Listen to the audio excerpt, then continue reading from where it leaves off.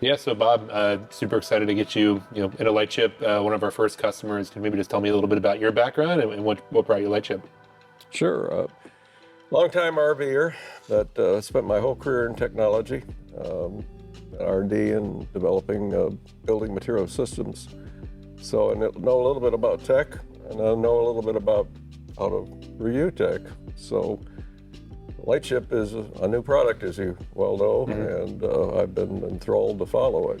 So Lightship, we're really it looks like nothing else on the road, right? And that's because of a few different things: so aerodynamics, efficiency, this integrated electrical system that we're really excited, and we will dive in deeper. The core problem that we're trying to solve at Lightship is a lot of the RVs we see on the road today are just things bolted onto a chassis, not kind of building an integrated complete system. And so you'll see here, for example, our HVAC system, you don't see an AC unit on the roof. You don't see any sort of heaters bolted to the side of the vehicle. It's all integrated as one complete system. And the benefit that gives to the customer is it's a seamless experience. They want to cool the vehicle. They go into the Atlas tablet. They say they want to cool the vehicle. It just starts working. They want to heat the vehicle. Same thing. And so the idea behind Lightship is just one seamless end-to-end experience for the customer that doesn't involve having to remember, okay, what system is in charge of this? Let me go over this little module, change that on the wall. What system does this? Go to that side. It's all kind of integrated into one unique system, and I'm excited to bring that to the market. And that's what we're excited to get in our customers' hands is kind of working with that individual system. Well, and as a customer watching this company grow over 3 years, it has been a learning experience for me. I have not been big into EVs until probably 4 or 5 years ago. And I got my first EV about the same time I took a position with Lightship. And I began my own exploration of that technology. And as we come along, I'm pleased to say that basically I'm finding this is sort of a Tesla on wheels with a bit in terms of its systems, its approach to systems. And those are some of the differences that I don't think the world is aware of. At least the world that's aware of traditional RVs, last century RVs, which are towables, are basically all that's available right now before you get to the Lightship. So I thought for the customers or people considering a Lightship or any electric of the electric towables that are coming out, understanding really how they work and how they're different is fundamental to anyone's decision about buying the product. And that was why I'm looking forward to talking to you and other people at Lightship about the details of the systems. What's under the hood back here? What's under all that fiberglass that makes it work? There's a lot under there, and I think a prospective customer would really like to know that. Yeah, I think the big thing that jumps out at me at first is just our electrical system. So a typical RV, you have your propane, you have your electrical system, a number of different, you plug in and connect to shore power for your vehicle to run your AC at times, because you can't always use your AC when you're plugged in because the onboard storage isn't large enough. The thing about our vehicle is we have fairly large, battery bank on the vehicle, and that's a high voltage battery, similar to what you see in an electric vehicle. And that is kind of the core energy source of not only your AC, your heat, but your cooking system, your refrigerator, your dishwasher, the lights. Everything kind of comes from that central storage unit, your self-propelling propulsion system. And so we have this commonality across the vehicle where everything is electrified. It's kind of, the electrify everything movement that a lot of residences are moving towards in the modern day. And so what that gives us is you have one single source of electricity in the entire vehicle. So our solar system, for example, will charge up your batteries, and that can be converted into AC to run the cooktop, your appliances throughout the vehicle, and so on. And so the architecture of the system is that we have a high voltage DC battery that is converted to both 120 volt or 240 volt AC to power your appliances, but also serve as a 240 volt outlet to charge your electric vehicle. You can charge, it's a 1450 amp plug add in the tone box. So 1450 is what we call it. Charge a EV, whatever you need. It's very flexible in terms of what the user can get out of it, which is why I'm excited to get these in the hands of customers, because we can test, and we've done significant testing on how to use the vehicle and the different use cases of the vehicle. But the customers, some are using it for ADUs, some are using it to charge their vehicles, some are using it to just boondock and be out in the world and use to kind of run their toys out in the desert. And so really excited to see how different customers choose to use the vehicle, because it is very flexible. Okay, as a customer, I've taken the opportunity to watch all the YouTube videos of basically Ben Parker taking a YouTuber around the factory from the days of the prototype right up to the production version that we have behind us right now. But as I understand it, the electrical system starts with an AX connector. It goes through a box that does some switching. Yeah. And then it goes to the big battery. Yeah. Along the side of that, there's a module that regulates the charging of that big battery. And there's also another module that, and you can explain this better than I can, that converts to 110 from the big battery, 240 from the big battery, 12 from the big battery, and then 24 from the big battery. So there's multiple electrical systems, whereas a typical RV might have 1, 2, at most 3. 12 volt, 110, 240 maybe, but not all of these different ones. So if you could go through those different ones and what they do and who they serve, what components they serve, I think it might help people understand how different this RV is than a typical towable RV that you can buy today. Yeah, no, I'd be happy to. And so you're right. So the first thing that a customer will experience is the NACS, the NACS connector, and that's how you connect the grid to your vehicle. DC fast charging as well goes through that. And so kind of at the start there, you typically will plug in 110 volt AC or 240 volt AC to that port.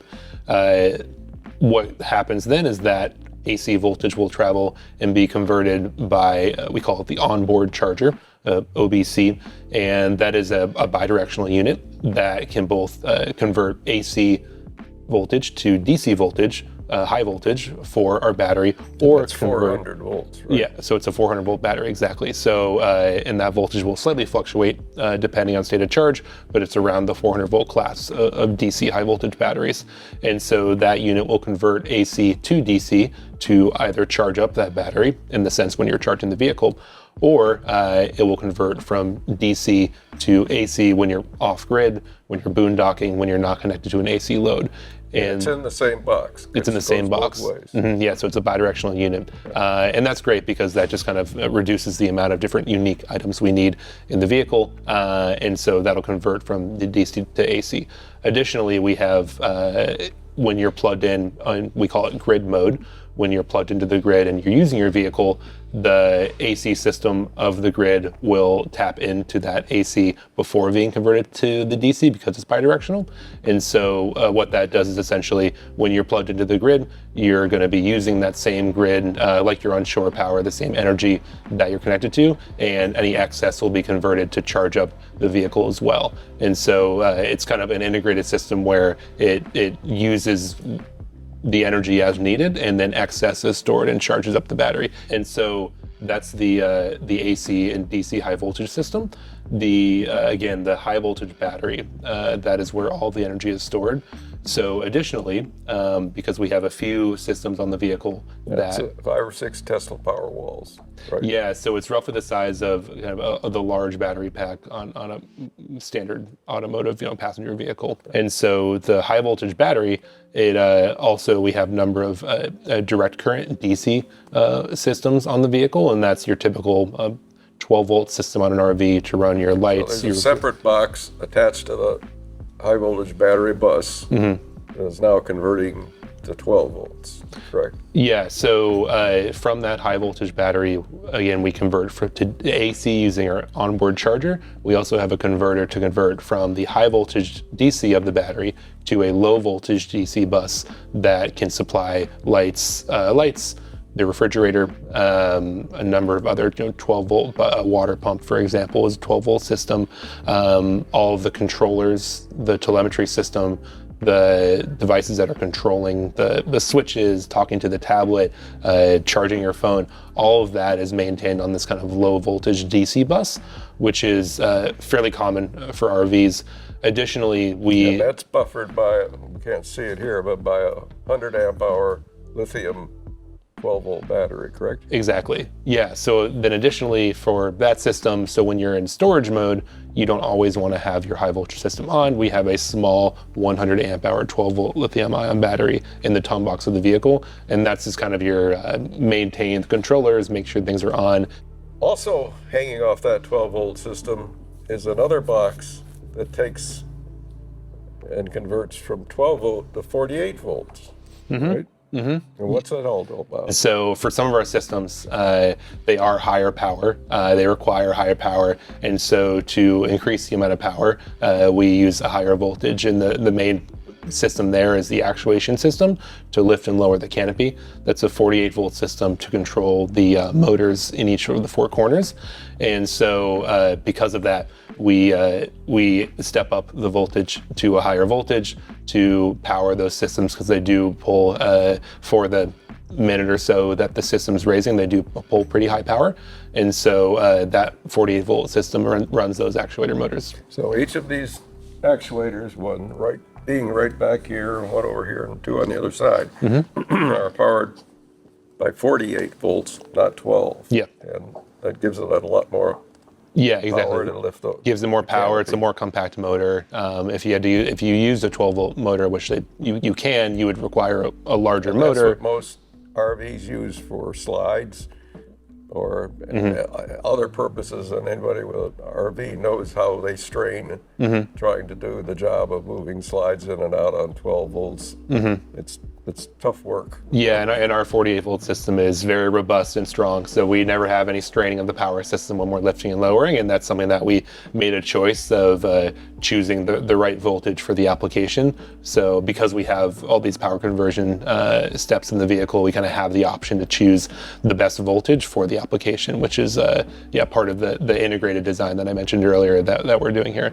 And then additionally, we do have a 24 volt bus in the roof of the vehicle to power the very bright ring light. So there's yet another electrical system at 24 volts. And the reason we did that was to optimize the brightness because it is such a large light. It's a pretty high power with regards to LEDs. That a 12 volt would have worked, but we chose to select a 24 because that's a better solution to give a better experience for the customer. And again, that's a problematic spot in most typical RVs that struggle with these LED lights at 12 volts. Even the most expensive Class A's struggle with that issue of lighting that much interior with a string of 12 volt LED lights. Yeah, and we hope that the customer feels that when they're in the vehicle, that it's very well lit, there's no dark spots, it feels nice, and it's really important to us.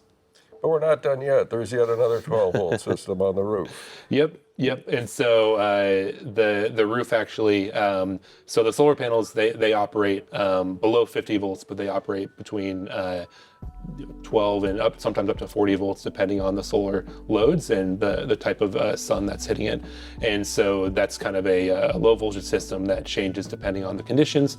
The solar system directly charges our 12 volt bus using a dedicated solar controller. 3 modules and the Aero Hub, correct? Yep. That does the conversion to 12. Yep. And so the solar system supports the 12 volt bus. And then if there's ever excess energy on the 12 volt bus, which there will because of how powerful our solar array is, that then gets converted to store directly into the high voltage battery system using the bidirectional DC to DC converter. Okay. So that's a lot of electrical systems. Yes, it is. Yeah, certainly is. Well, I think that explanation will get some people thinking about what's under the skin of that fiberglass. There's a lot of systems that are supporting a lot of different components that need different voltages, and they're all here. I've lost track now. We're up to 6 or 7 of them, I think. Yeah. And the typical RV, 1, 2, maybe 3. Yeah, and it seems, it's complex, and the reason we take that design approach is because the number of different components that we need to electrify to give a seamless experience using a common mode of energy it's required to give the best experience. And so we feel confident in the amount of testing that we've done with our power system. It's been years to this point of development trailers and test trailers, as you mentioned earlier, the number of different iterations that we've presented kind of in different YouTube videos here and there. We've always been fine-tuning and testing the electrical system, and I feel really, really comfortable and excited about getting this out in the customer's hands and seeing how they use it, because it is very flexible. There's a lot of optionality. You can be using a hair dryer and a space heater because it's your electricity. You can do with it what you want. Well, great. That's a great explanation of a complex system that, as far as I know, has never been explained in that detail in any of the walkthrough videos I've seen. So I think it'll help a lot of people. Thank you. Yeah.